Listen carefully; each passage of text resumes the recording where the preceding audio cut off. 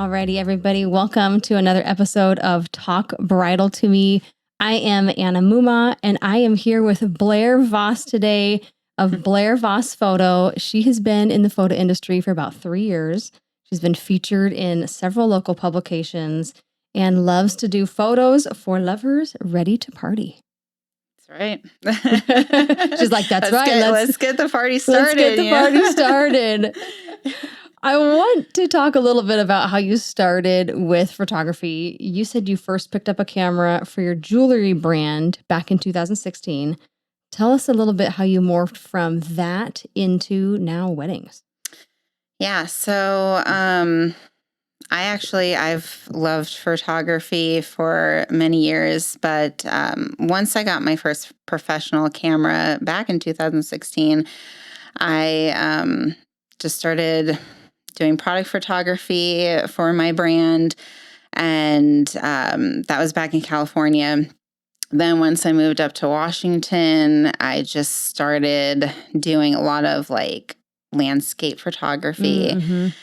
And then that just rolled into branding, rolled into families. And it wasn't until I got engaged myself back in 21 that I was like, oh, I really would like to try wedding photography.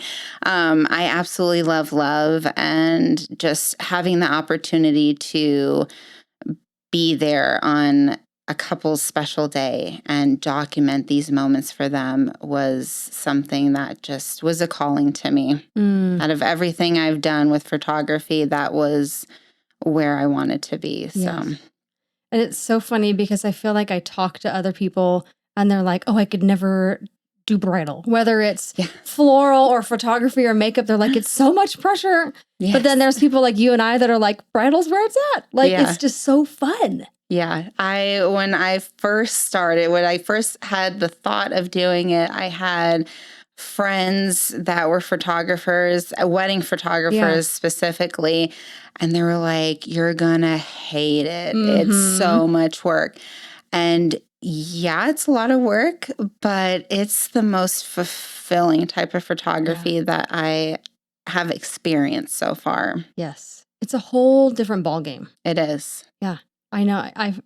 From when I do, makeup for maternity photos or things like that, I love helping a person feel beautiful and helping them see themselves in a new light. But there's something different about the wedding day that just like heightens it, like on steroids, like times 10. Yeah, exactly. Yeah. Yes. And speaking of weddings, I know you're a newlywed. Are there things from your wedding that you would change, like looking back? Or the things that you did differently? Honestly, there really is not one thing that I could think of to change. I mean, my husband and I, we've like gone back and forth with thinking, should we do a big wedding? Should we just elope? But having that big wedding, having people there to celebrate with, just all our friends and family was amazing. And I mean, even my grandmother's 94 and she flew up for our wedding. And I feel like I wouldn't have had the opportunity to have her there if we just eloped, she might not have come. So, I really don't think I'd change anything. One thing I would say though is, our guests and catering is a big thing that I wish I probably would have done a little bit more with. Just because a lot of our guests, half our guests showed up. We were expecting around 120, but only 66 came. So with the final head count for catering, it was like we were left with so much food. Oh my goodness. Well, we still have food in our freezer. Yes. Well, hey, there you go. I mean, I guess it paid for itself. It did, yeah. You're like, lots of leftovers. Dinner tomorrow. Yeah. Hope you liked what you got. Yeah. So that was probably one thing I would change, is just Yeah. kind of making sure that, hey, is everyone going to stay? If everyone who RSVP'd is going to stay for dinner, then yeah. And there you go. Mm-hmm. Make sure to get a good head count.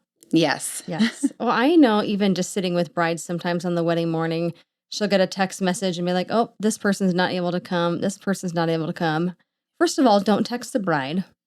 Yeah. That you're like, Yeah. Text somebody else. Text a different family member. Have that person in charge that's able to kind of field those incoming text messages, because you don't need that on the day.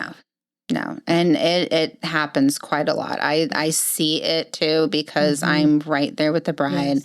I'm there during getting ready, and I see the stress brides go under when things are not turning out the way that they expect. And yeah, I'm like, please don't tell the bride anything. We'll figure it out. We'll get it fixed, Yeah,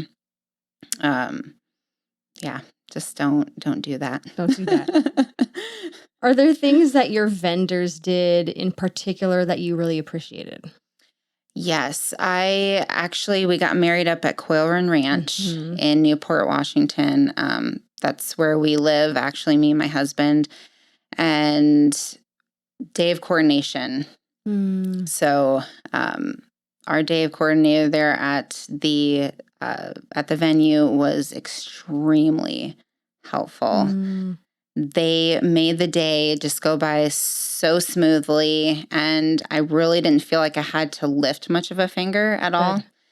I am a type A personality where I feel like I have to do everything myself, and not great at delegating, but for any brides listening out there, definitely just like delegate. Let people help you. That's why you have a maid of honor. That's why you have bridesmaids if you choose to have them. And planner, day of coordinator, just definitely let them help you.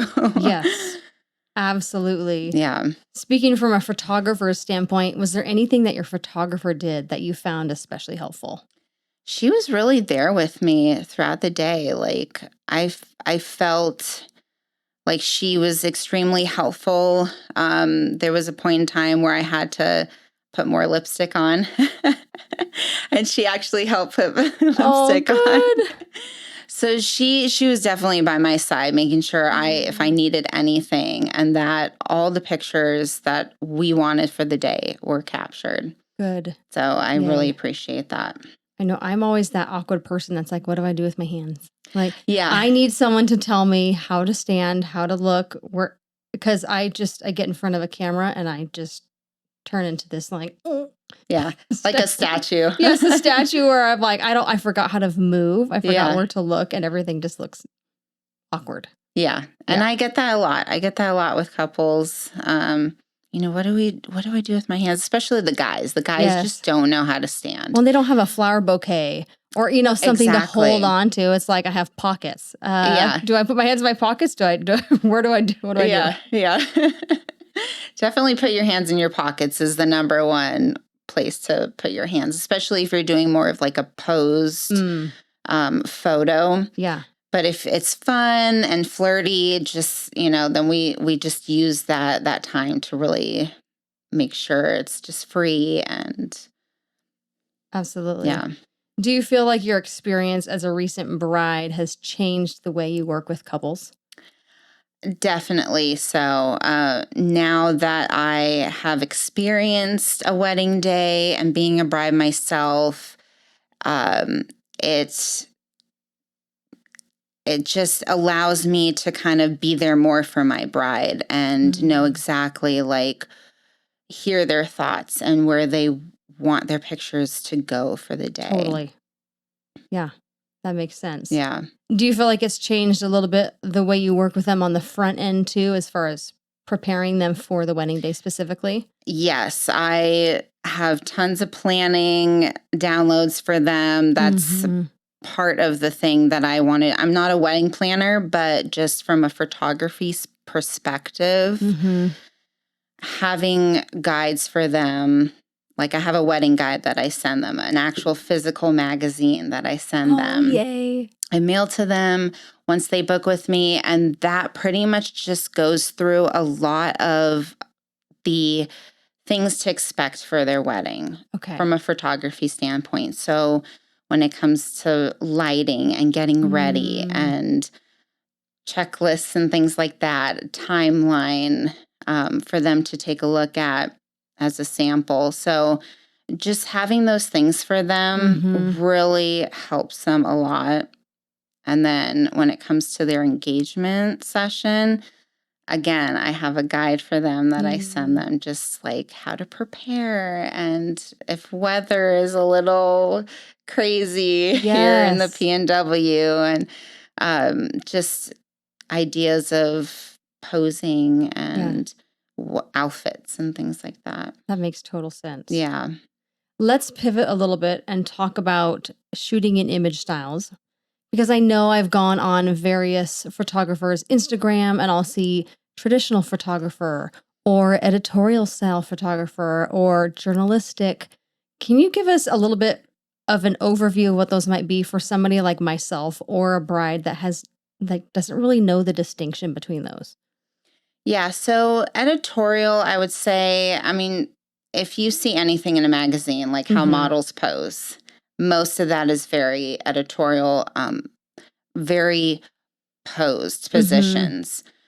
Anything documentary style, I would say, is focusing more on the candid moments, just getting those little in-between captures of a wedding, not necessarily focusing a ton on the poses. Sure. But then just kind of floating around the venue, just kind of observing how people are interacting with each other, a bride hugging her grandmother, a friend she hasn't seen in years even.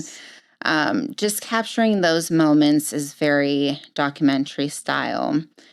And then what were the other? Let's see. Documentary style, editorial, journalistic, traditional. I think there was one more, but now my brain has forgotten. I would say, when journalistic is the same as very documentary. Okay. Just again, observing how people are interacting with each other and then capturing those moments. And then traditional, very posed, like heavy in the posing. Okay. So, lots of photographers that just, and their brides and grooms that just want that pose. Like they actually want to be structured, posed. Very structured. Yeah. That makes sense. Yeah. The journalistic view reminds me of just like paparazzi, where it's like, we're going to follow you around and we're just going to take photos. Yeah. And whatever happens, happens. Exactly. Yeah. It doesn't have to be perfect. It can just be like, whatever you want it to be. It's just very whimsical. Yeah. Yes. Yeah. Where do you feel like you fall in that line? For me, very, I would say very documentary style and even journalistic is where I'm at. I do some poses. I do tell my couples when the moment is right, like, okay, let's do this. Yeah. A lot of the times those poses turn out very different from what's in my mind. And it's great because they put their own spin on it. And that's what I love. Yes. That's what I love to see. Yes. Or they'll like start moving out of a pose into something else. And I'm like, hold it. That right there. Don't move. I'm going to get it.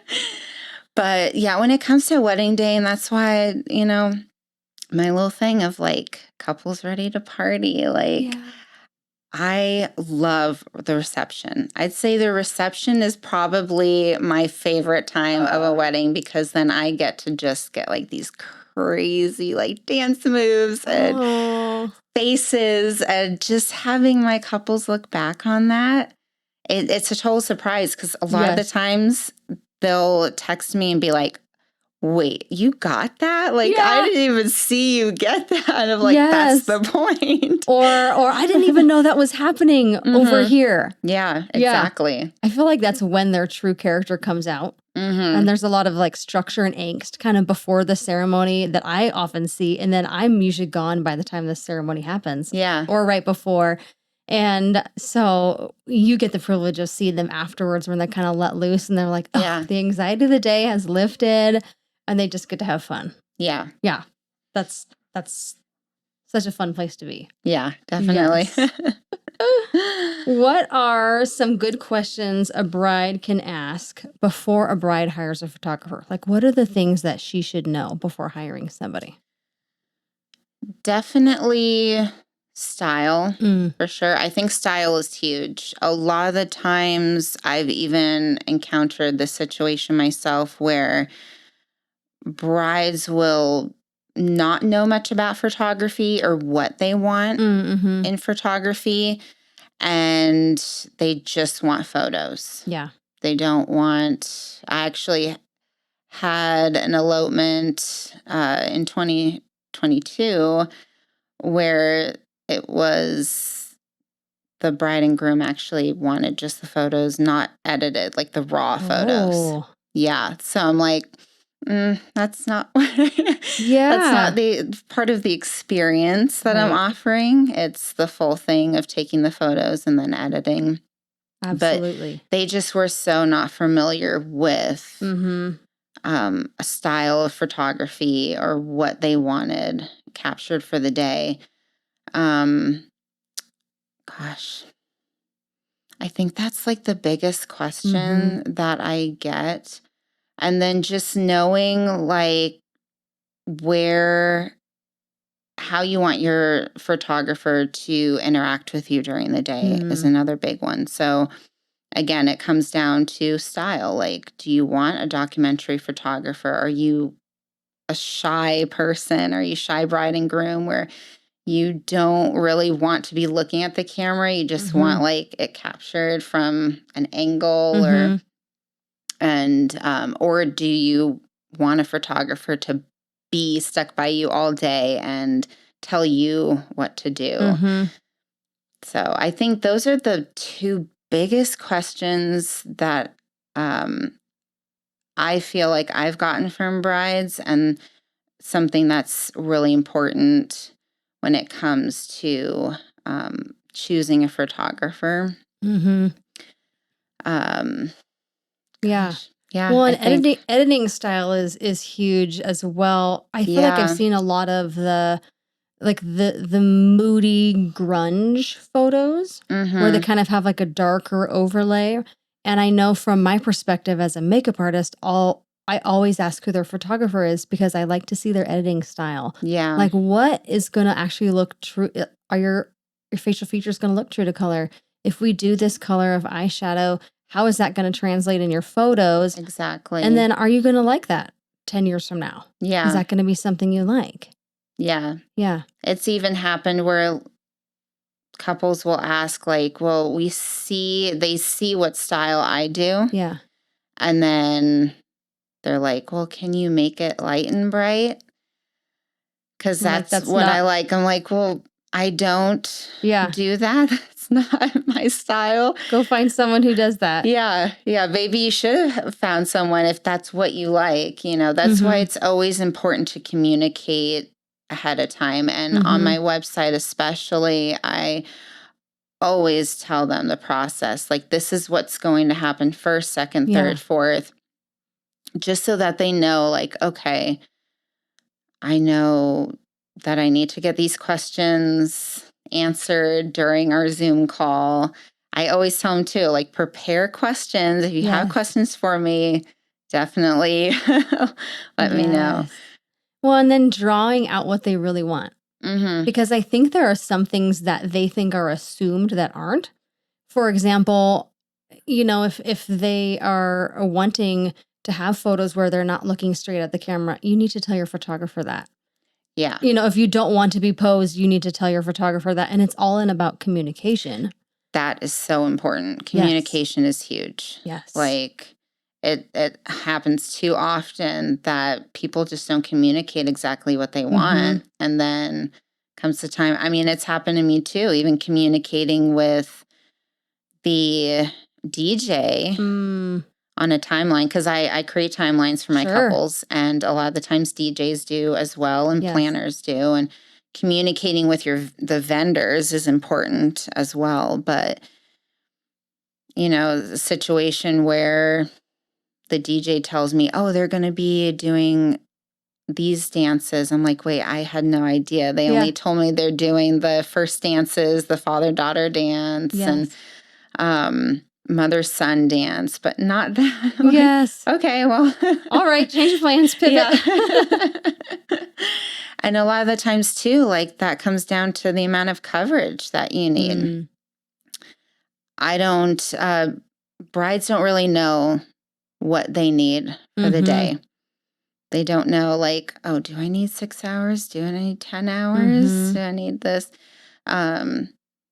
That's where I come in. And that's why it's so important to have a call with the bride and groom before we even like dive into anything, because knowing exactly if they know they want getting ready, if they know they want first look and the ceremony, portraits, all those things, then we can say, okay, well, then maybe 8 hours is good for you. Yeah.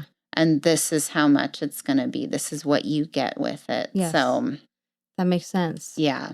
Let's take that and talk a little bit for a second about second shooters. Because I know that's something where, when I was new to the wedding industry, I'm like, what is that? What do they do? So at what point do you bring a second shooter on? Well, when I first started back in 22, I did have second shooters. My first wedding was actually 12 hours long. Wow. So I naturally was like, all right, I don't know what I'm really doing, and if I need a second shooter to be there with me, but I'm going to hire one anyway. Yeah. And at that time I was hiring on a second shooter, and I've worked with 3 that year for various weddings, and I was like, oh, I can definitely do it myself from now on. But I would say having a second shooter is great if it's a long day. First of all, if you're doing even like a 10-hour wedding, if you want to go and maybe take a break, you can have your second shooter take over something for you. Definitely getting ready. If you are getting ready separately and both the bride and groom want getting ready photos. That makes sense. You can't necessarily be in 2 places at once. Yeah. So you'll run yourself rampant. Yes. And then definitely just having, if you want lots of different angles for your day. So especially during the ceremony, a lot of the times I will be positioned at the front taking angle photos. And then I'll have my second shooter probably be like down the aisle taking forward photos. So if you are someone who wants tons of photos, tons of different angles captured, then having a second shooter is definitely recommended. Yes, that makes sense. And I'm sure that comes with additional cost. And people have questions about that. I know when I was planning our wedding back in 2011, we were extremely poor. And the photographer that we hired, it was her first wedding that she ever did. And we paid $500. And now I'm like, oh my gosh, that's so cheap. That's like nothing. Yeah. But I do feel like there is a little bit of education that needs to happen in regards to wedding expenses and what people can expect to pay for a wedding photographer. Talk to us a little bit about ranges as far as, can people expect to pay $800 to $1,000, or are we talking 2 to like what would you say is average? It depends on the experience of the photographer too. I mean, that can be very controversial where I've heard myself that it doesn't really matter how much experience you have. You should pay for how much work you put into photography. And but for me, being in it 3 years, when I first started, I started very low. My 6-hour wedding started at $1,000. Yep. That quickly Yes. changed. Yes. It went up like really quick. When you figure out your hourly rate, you're like, I was getting paid $5 an hour. Yeah. But yeah, it really does come down to experience. I've seen a wide range of photography can go anywhere from, say, $500 still. There are still some, especially when it comes to an elopement. Sure. When it comes to elopement, like there are photographers that still charge around $500. It's rare that you see that. And I've seen photography go upwards of $50,000. Yeah. There's a big range. Yeah, that's quite a big range. But here, especially in Spokane, the range could be anywhere from like 2,000 to 6,000. Yeah. Plus. Yeah. Really. 6,000 to 7,000. That's about what I've seen as well. Yeah. It just kind of depends on the experience of the person and what you're getting.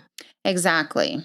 Yes. Yeah. The things that you're getting with your wedding photography, and also as a photographer, it's your time too. A lot of couples don't realize, they're like, oh, well, you're taking pictures, but it's the editing. You know, you're there for 8 hours photographing a wedding, and then a lot of the times editing takes 20 to 40 hours plus to edit photos. Yes. So that's where a lot of our time and the investment comes into as well. After you're done shooting a wedding, like how many photos do you usually have to go through?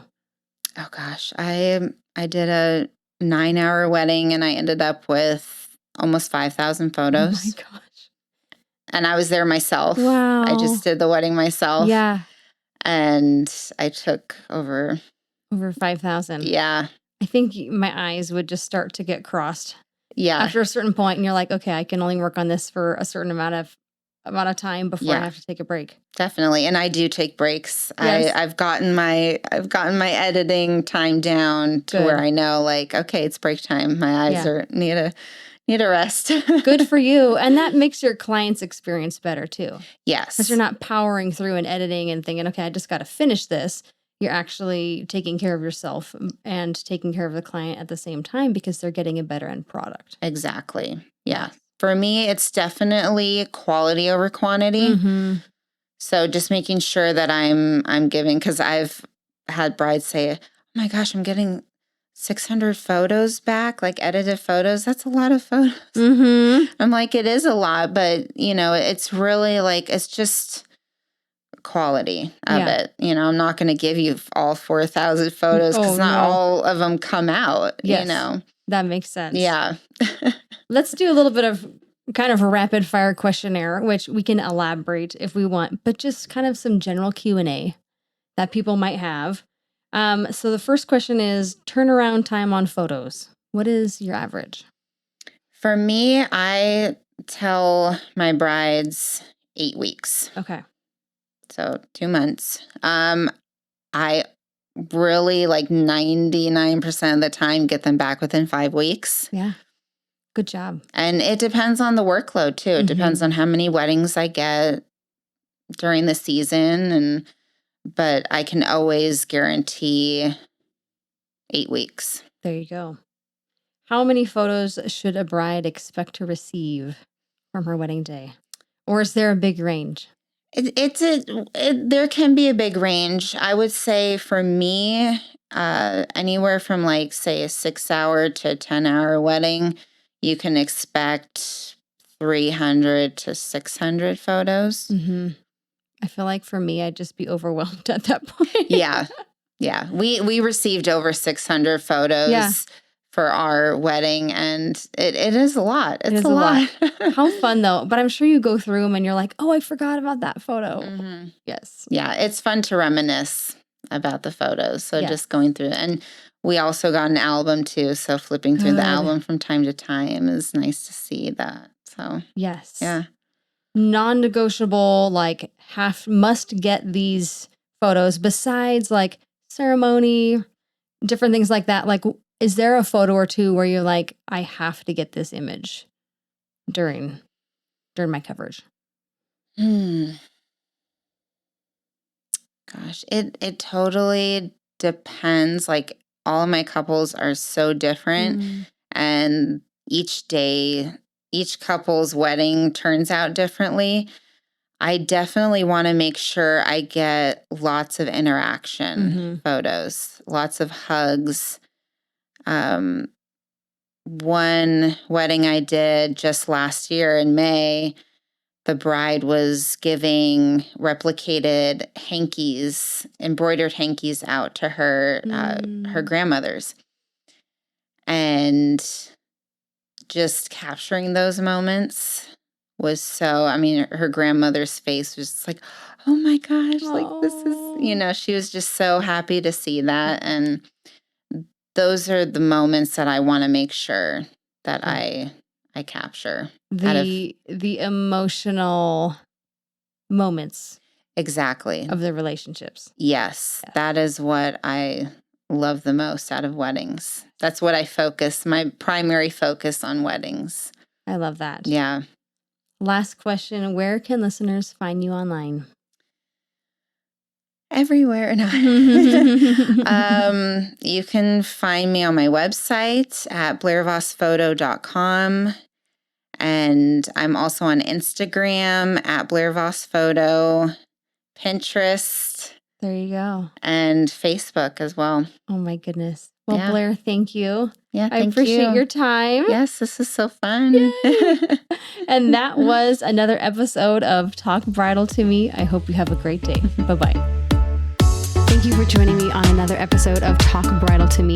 I hope you have a day where you truly feel beautiful. We'll catch you next time. Bye-bye.